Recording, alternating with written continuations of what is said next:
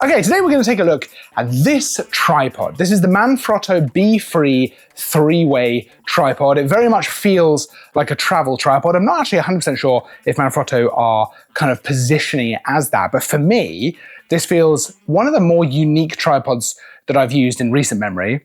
And certainly for me, I think this would be probably my go-to travel option for a tripod because it is actually really lightweight, but it just treads that line really well between incredibly kind of, portable, but really sturdy. I had no problems using this on the beach, using this in the wind. I didn't have that kind of feeling you sometimes get with some more flimsy travel tripods where you're just a bit worried it's actually going to topple over if the wind picks up much at all. But this is actually one of the more unique tripods that I've used, like I mentioned before, and that's specifically because of the head on the top, which we'll get to in a minute. In terms of the actual tripod itself, it's pretty much as you'd expect, right? You've got the twist turn locks on the legs. That's super easy to actually use. I like the locks actually on here as well, so you can actually extend this out to get it as low to the ground as possible. Now, one thing I did notice, there is a bit of a limit as to how low you can actually get this head to the ground because you've got the central column in there as well. But the locks are really easy to use. You're just actually pulling them down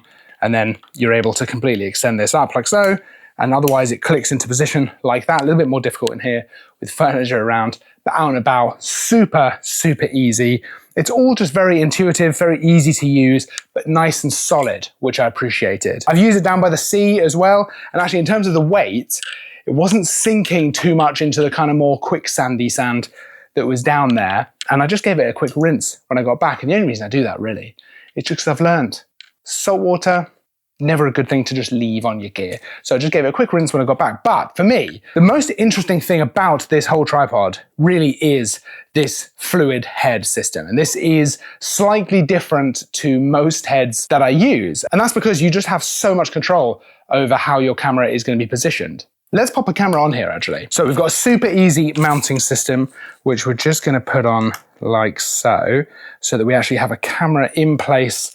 There we go, nice and easy. But we have three kind of ways to tilt this. Of course, you've got your standard left and right, and then the actual lever just turns like so to be able to turn this vertically, right? To actually tilt it like so, right? Super easy and incredibly handy when you're actually out and about in the field. So let's just lock that in place like so. But you've also got this second lever over on this side, which if we just undo that, we can now actually tilt it left and right like this. And that is so useful for being able to very quickly go from landscape shots to portrait shots, right? And especially if you're doing landscape photography, it can be very handy to be able to shoot those vertical shots like that on a tripod, just like that. It's incredibly fast to set up because essentially you can set yourself up with the tripod, get yourself positioned.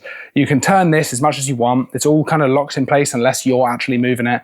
Super easy to use.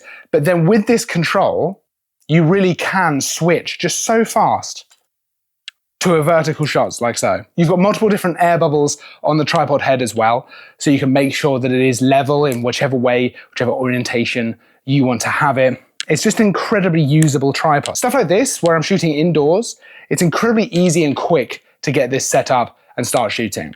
And then if I want to take it out and about with me, it's light enough that it's just never really going to be a problem.